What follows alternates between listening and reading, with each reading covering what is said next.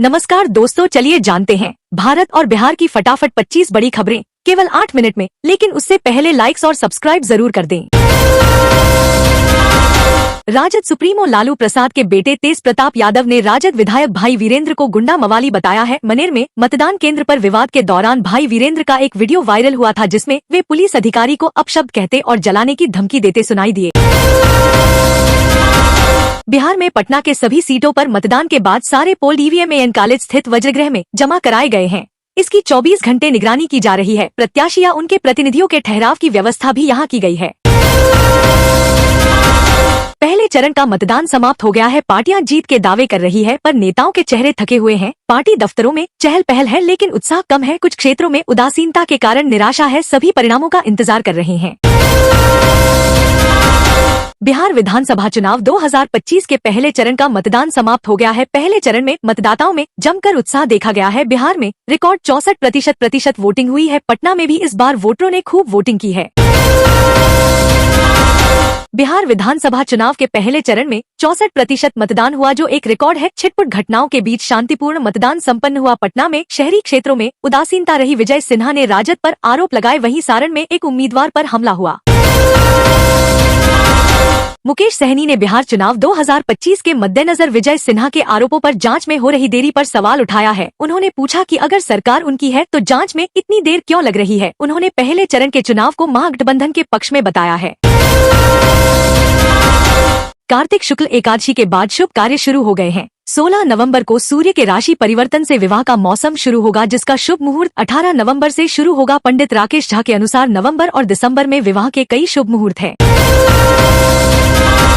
बिहार में 2025 के चुनावों के पहले चरण का मतदान शांतिपूर्ण रहा। चुनाव आयोग ने शांति भंग करने की आशंका में 1415 लोगों पर कार्रवाई की। सुरक्षा बलों ने मतदान केंद्रों पर कड़ी निगरानी रखी, जिससे मतदाताओं ने बिना किसी डर के अपने मताधिकार का प्रयोग किया। राजद सुप्रीमो लालू प्रसाद यादव ने बिहार चुनाव 2025 को लेकर रोटी जलने की बात कही और पिछले 20 वर्षों के अनुभव का हवाला दिया। उन्होंने राजनीतिक परिस्थितियों में बदलाव की बात कही और जनता से सोच समझकर फैसला लेने की अपील की। बिहार विधानसभा चुनाव 2025 के पहले चरण में 121 सीटों पर 60% मतदान हुआ। बेगूसराय में सबसे ज्यादा वोट पड़े। महिलाओं और युवाओं ने बढ़ चढ़कर हिस्सा लिया। कोलंबिया की टीम ने मतदान प्रक्रिया का जायजा लिया। भागलपुर, नवगछिया और बांका के संवेदनशील इलाकों में विधानसभा चुनाव के दौरान पुलिस विशेष गश्त करेगी। आईजी विवेक कुमार ने पुलिस अधीक्षकों को निर्देश दिया है कि वे अर्धसैनिक बलों के साथ गश्त करें और थानेदार गतिविधियों पर नजर रखें। बिहार के मुजफ्फरपुर में मतदान प्रतिशत बढ़ाने के लिए जिला प्रशासन ने व्यापक अभियान चलाया। जीविका दीदियों, आंगनबाड़ी सेविकाओं और आशा कार्यकर्ताओं ने मतदाताओं को एकजुट किया। 21 लाख मतदाताओं ने मतदान की शपथ ली। मुजफ्फरपुर में बिहार विधानसभा चुनाव के पहले चरण के मतदान के बाद बाजार समिति स्थित वज्रगृह में देर रात तक ईवीएम जमा कराने की प्रक्रिया चलती रही। डीएम और एसएसपी समेत कई अधिकारी व्यवस्था बनाए रखने में जुटे रहे।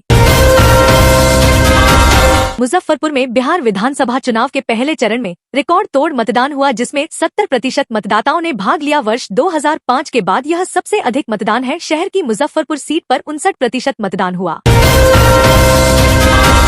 गया के खिजरसराय में जनशक्ति जनता दल की चुनावी सभा में तेज प्रताप यादव ने मतदाताओं को संबोधित किया। उन्होंने फर्जी पार्टियों से सावधान रहने और अविनाश कुमार सोनू को जिताने की अपील की। तेज प्रताप ने कहा कि सोनू शिक्षित और युवा हैं।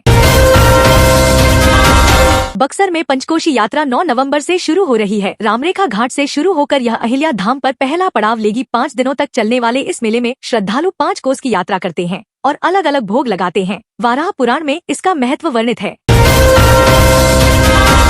एक महिला जब मतदान करने पहुंची तो उसे पता चला कि उसका वोट पहले ही डाला जा चुका है। इस घटना के कारण मतदान केंद्र पर हंगामा मच गया, क्योंकि कई मतदाताओं को उनकी पर्चियां नहीं मिली। मतदाताओं में इस बात को लेकर काफी गुस्सा था। भारतीय रेलवे ने यात्रियों के लिए ये कैटरिंग सेवा शुरू की है। अब आरा, पटना समेत कई स्टेशनों पर यात्री जोमेटो और स्विगी से ऑनलाइन खाना ऑर्डर कर सकते हैं। ऐप में ट्रेन नंबर और पीएनआर डालकर मनपसंद भोजन का चयन किया जा सकता है। भोजपुर के मतदान केंद्रों पर सांस्कृतिक महोत्सव का आयोजन किया गया। इस महोत्सव में स्थानीय कला, संस्कृति और स्वतंत्रता संग्राम की झलक देखने को मिली। कार्यक्रमों में भोजपुर की कृषि समृद्धि को भी दर्शाया गया, जिससे मतदाताओं में उत्साह का संचार हुआ। किसानों के लिए खुशखबरी, सरकार प्याज का उत्पादन बढ़ाने के लिए उन्नत बीज उपलब्ध करा रही है। किसानों को इन बीजों पर 75% का अनुदान मिल रहा है। इस योजना से किसानों को आर्थिक रूप से मदद मिलेगी और वे बेहतर मुनाफा कमा सकेंगे। बांका में डेंगू का कोई मामला नहीं होने पर भी स्वास्थ्य विभाग अलर्ट पर है। सदर अस्पताल के वयोवृद्ध वार्ड में डेंगू रोगियों के लिए 15 बेड तैयार हैं और मच्छरदानी की व्यवस्था की गई है। डॉक्टर प्रमोद कुमार ने डेंगू के लक्षणों और बचाव के उपायों के बारे में जानकारी दी है।